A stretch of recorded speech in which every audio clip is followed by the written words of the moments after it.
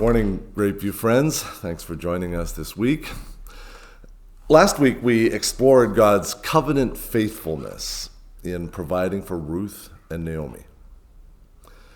How God had put in place the gleaning laws as part of the promise, the covenant, to bless Israel if they would walk with Yahweh, their God.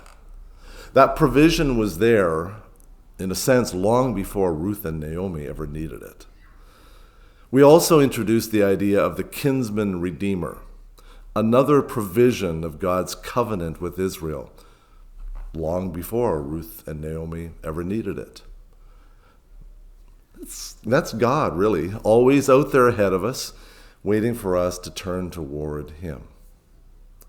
We concluded chapter 2 with a sense that Ruth and Naomi were going to be well provided for through their own gleaning. But there was one thing still. Ruth was a young woman living with her mother-in-law. And so as we come to chapter 3, we're wondering, how's this thing going to go? They have seen God's faithful provision. Will they continue to trust God's faithfulness for the next step?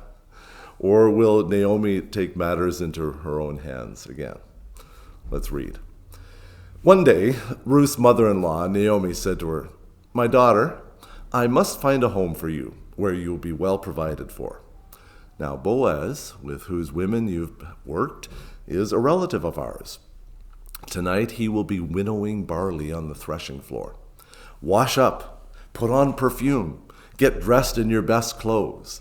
Then go down to the threshing floor. But don't let him know you're there until he's finished eating and drinking. When he lies down, note the place where he's lying, and then go and uncover his feet and lie down. He will tell you what to do. Naomi, Naomi, what are you doing? Well, of course, she's taking matters into her own hands again. I'm sure Naomi thought that she was just, helping things along.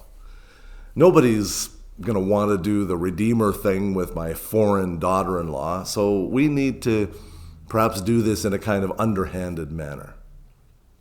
But this is not how the kinsman redeemer works. Seduce some guy so he'll be forced to marry you? No, that's really not how it works. Now, in that passage, there's another piece there about the uncovering of feet. We'll talk about that a bit more next week.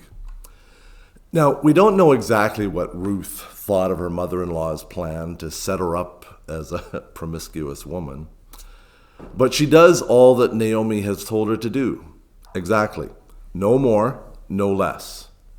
And this is how we end up. Boaz wakes up in the night and finds this woman at his feet. I like the look on his face in this painting here. Oh my goodness, what do we do now? Well, Ruth tells him, "I am your servant Ruth," she said. "Spread the corner of your garment over me, since you are a kinsman redeemer of our family." Now, this suggestion, of course, could be taken two ways. Yes, I know what you're thinking. Crawl under the blanket and we'll consummate this arrangement now if you're willing. But this phrase also represents a custom in traditional marriages in the region where the groom would literally wrap a blanket around his bride and himself as a symbol of their marriage. So Ruth's request could be seen as a literal request or a symbolic request. Well, Boaz seems to take it as a symbolic request. Will you redeem me? Will you marry me? "Oh, the Lord bless you, my daughter," he replied. "This kindness is greater than that which you showed earlier. You have not run after the younger men, whether rich or poor. And now, my daughter, don't be afraid. I will do for you all you ask. All the people of my town know that you are a woman of noble character." And this is where we see the character of Boaz. "May Yahweh bless you, my daughter." he brings God right into the conversation. Wherever this situation might have gone, it's settled as Boaz brings God into the story. Maybe more relationships should start with the God conversation first. And then he carries on.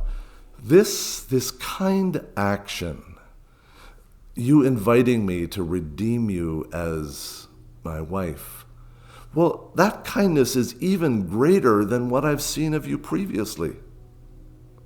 You'll recall that Boaz had commended her love and care for her widowed mother-in-law earlier in the story. And he uses this chesed word again, loving kindness. You remember in chapter 1, Naomi had said to Ruth and Orpah, "May the Lord show you chesed, as you have shown me chesed," loving kindness. This word, this idea, is clearly a key element in this whole story. Now Boaz commends Ruth again for her chesed, her loving kindness, her generous, godly kind of love in choosing him, obviously an older man who wasn't looking for a bride. "Okay, Ruth, I'll do what needs to be done. Don't worry, I'm not going to take advantage of this situation. Everyone knows that you're a virtuous woman, but there is one glitch. Although it is true that I am a kinsman redeemer of your family, there is another who is more closely related than I. Stay here for the night, and in the morning, if he wants to do his duty as your kinsman redeemer, good, let him redeem you. But if he's not willing, as surely as the Lord lives, I will do it.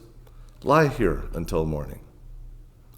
Boaz knows there's a procedure to follow, and he's not going to mess that up by doing the wrong thing with Ruth this evening. But he makes his own promise to Ruth, as surely as the Lord lives. So Ruth goes home. Then Naomi said, "Wait, my daughter, until you find out what happens, for the man will not rest until the matter is settled today." And that's the cliffhanger for next week's finale. You have to join us next week. So what is it that the Lord's trying to say to us in the record of this story so far? Well, I know that I'm always questioning Naomi's motives in this story. And this is just another case of her taking things in her own hands. But this book is called Ruth, not Naomi, for a reason. The writer wants us to turn our attention to this unique young woman who continually places herself in God's hands, even when it seems at a disadvantage to herself. Ruth has demonstrated loving kindness toward Naomi, even when it might have been easier to take care of herself first. That's a character quality that Scripture commends. Ruth is simply trusting that as she acts with loving kindness, that God will continue to prove faithful in his provision. And where do we find God at work in this story? Well, in his provision for their needs, of course, already, but also in the character of the people who demonstrate God's loving kindness to others around them. Those people in the story who let the burdens of others weigh upon them as they demonstrate love and care practically. Ruth denying herself, in a sense, to minister to Naomi. Boaz, in a sense, ministering to these two women by blessing them when he didn't have to in the gleaning process. And now Boaz ministering to Ruth, a virtuous woman, by protecting her reputation, even though Naomi's intentions may have been different. This is an important story in the Jewish tradition. One Jewish rabbi says that this story is not about purity or impurity, about what's permitted, who you can marry, or what's forbidden. It's a story written to clarify that God's blessing is given or bestowed upon people who engage in simple acts of kindness and welfare. Because God is truly present in those moments when we act as he acts. There's a story in Mark's gospel that we might be familiar with, where the disciples are sitting in the temple and a widow comes and places 2 small copper coins in the offering box. This is Jesus' assessment of that scene. Truly, I tell you, this poor widow has put more into the treasury than all the others. They all gave out of their wealth, but she out of her poverty. She put everything in, all that she had to live on. I think the story of Ruth is a story about a poor widow, just doing what she understood to be the right thing, even if it was to her own disadvantage, putting everything in, so to speak, but learning to trust that God, in his covenant faithfulness, would provide for her even as she gave her all, so to speak. And of course, every good life coach will tell Ruth, you're wrong. Ruth, you need to take care of yourself first. And that's why this story stands in such contrast to the story of personal self-fulfillment in our times that every aspect of our society is holding up as the goal. Take care of number 1. So here's a word for us today. Can you declare it with me? Your eternal word, O Lord, stands firm in heaven. Your faithfulness extends to every generation, enduring as the earth you created. God in his faithfulness will provide. In the midst of our challenging circumstances, God has not forgotten us, and he calls us to live with loving kindness toward our neighbor in the same way that he demonstrated loving kindness to us, even when we were still undeserving of God's attention. I think Ruth demonstrates that kind of chesed, loving kindness. I think we see that kind of loving kindness for a neighbor in Boaz when he didn't need to.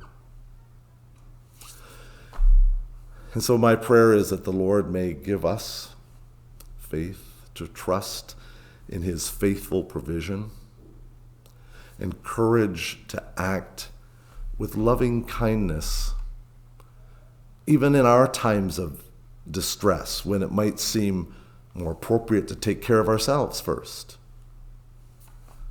Will we demonstrate loving kindness to our neighbor, even in the midst of our own challenges?